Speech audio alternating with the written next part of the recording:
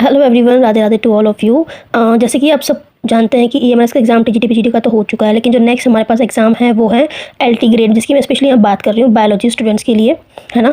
जिसने पीजीटी या TGT biology दिया होगा, साइंस जो भी है, जो भी दिया आप लोगों ने।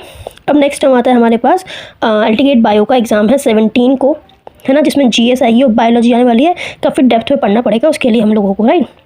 लेकिन जो उससे पहले एग्ज़ाम होगा 10-11 तारीख को केवीएस एनवीएस का, जो पैटर्न बिल्कुल अलग है, बिल्कुल अपोजिट है किससे, आपके एलटी ग्रेड से। क्या मैच करता है उसमें? सिर्फ जीएस है जो मैच करता है और कुछ मैच नहीं कर रहा। और जीएस में के पैटर्न में भी काफ़ी आपको फ़र्क देखने को मिल जाएगा। पर मेन मुसीबत अब ये आती है, डेट तो दोनों की ऑलमोस्ट सेम है, आगे पीछे ही है, और दिन भी उतने ही है। अब क्या कर सकते हैं इसके लिए, दोनों साथ में लेके चलना थोड़ा डिफ़िकल्ट भी है। पर बात यही आती है कि डिफ़िकल्ट है पर करना तो पड़ेगा, क्योंकि दोनों का फॉर्म फिल कर लिया है, तो अब हाफ़ टाइम उसको दो और हाफ़ टाइम उसको दो। जिसने सिर्फ एक फॉर्म भरा है, सिर्फ केवीएस एनवीएस का भरा है, तो वो तो परफेक्ट है। आपको जितने भी दिन आप उसकी तैयारी करेंगे, है ना। जिसने सिर्फ एलटी ग्रेड को फिल किया है, तो आपके लिए भी बहुत अच्छी बात है, आप सिर्फ एक पे ध्यान दे सकते हैं।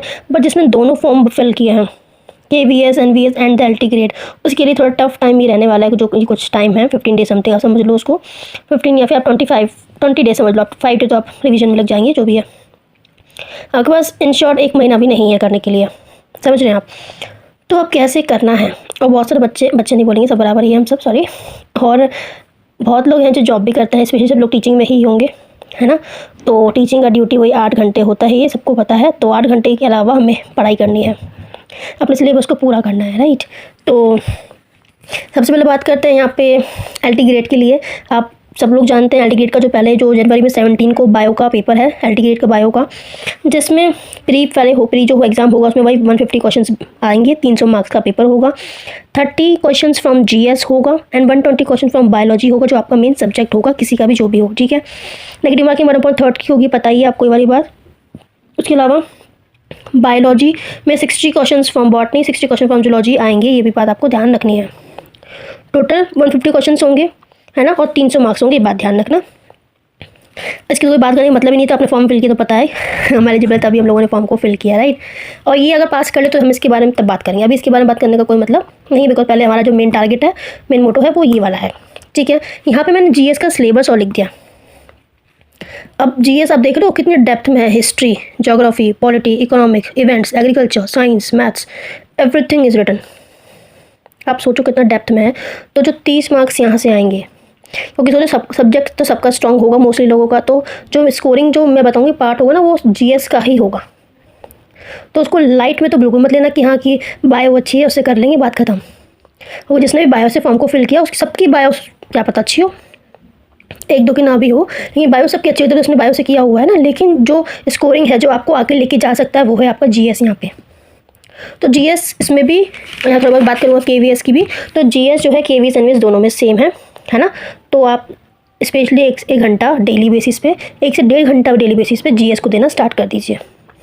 पहले तो चेक कर लीजिए एक बार, क्या बोलते हैं कि जो अभी एलटी के जो एग्जाम्स हुए हैं उसमें जीएस किस टाइप की आई है, कैसी आई है, और कितना आपको उसमें से आता है ना। उसके अकॉर्डिंग आप अपना प्रोग्रेस चेक कर सकते हो, कितना कितना आपको आता है, नहीं है।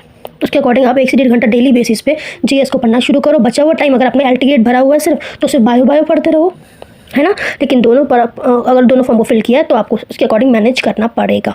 और ये आपके हाथ में है, क्योंकि टाइम टेबल कितना भी बना दो, कितना भी कर लो, लेकिन आपका स्केड्यूल वटेवर जो आपको ही पता है, किसी और को कुछ नहीं पता इस बारे में, ठीक है। देखो मैं तो ये जो आपको रूल दिख रहा है 8-8-8 का, ये मैं बहुत फॉलो करती हूँ, बिकॉज 8 घंटे स्टडी करना है, 8 घंटे जॉब रही है, 8 घंटे स्लीप एंड वर्क। आप कितने घर काम कर रहे हो और सोना है, वो 8 घंटे में करो।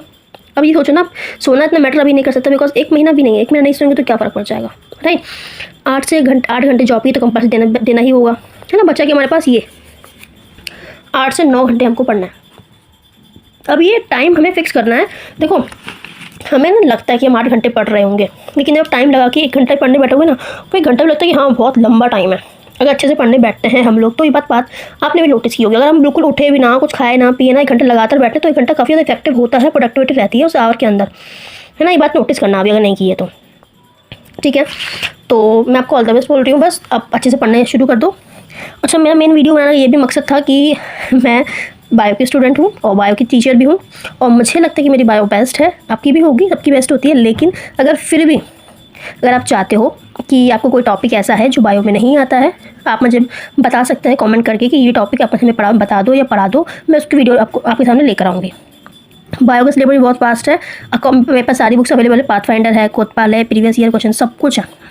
और कोई भी टॉपिक जो आपको समझ में नहीं आता या कुछ भी ऐसे प्रॉब्लम है, you can tell me, I will upload that video on that topic और आपको समझ में आ जाएगा गारंटेड। ठीक है, चलिए इतना ही। ये पैटर्न है किसका, आपके एल्टी ग्रेड का। ये इसका सिलेबस जीआईसी का सिलेबस है।